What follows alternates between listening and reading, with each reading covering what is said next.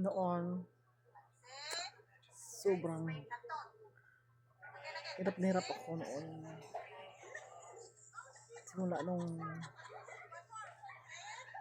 hinanap ko, ano ba yun? Sinunod ko yung gusto ko dito na yung makasama ko yung isang masingiro.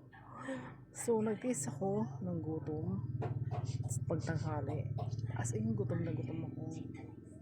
Hindi pa ako marunong mag-vlog noon. Tapos, alam mo kung anong ginagawa ko. Naiyak lang ako pag walang tanghalian. Hanggang sa naisipan kong nyug lang ang tanghalian ko. Yung buko. Coconut. Yang coconut. Yun ang lunch ko. Hanggang sa nakamove on ako na matanggap ko na ayoko mag-lunch. At di na ako nag-lunch. Hanggang sa yung vlog ko is nag-improve siya.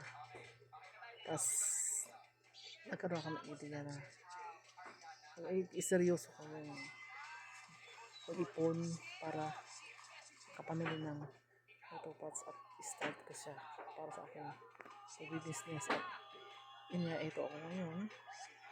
Nakita niyo na nag-undi ko na siyang pinupundar. Sana loobin ni Ama na matuloy-tuloy itong aking pangarap. Sa mga nagbabasa sa akin, maraming salamat sa inyo. Kasi kung hindi nyo binabas itong malaking ilong na to, ito yung aking yaman. Ito yung aking ano ba dyan, kapital. Big nose. Yun.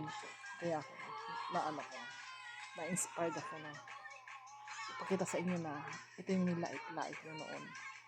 Hinamak-hamak nyo noon. At sinasabi mo ang pangit ko at ang bali-bali ako yung sumayaw.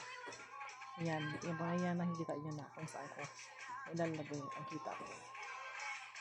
As in, hindi ko naman talagang tipid ako. Kung totoosin, hindi nga ako bibili ng panty ng ilang taon. 3 taon akong bibili. Kasi nga, inipon ko para sa pyesa ang sinasahod ko. Yun. Ganon yun. Hindi ako laga-laga na at hindi ako kaya mo na. Kala mo kasi mayaman ka. That's all.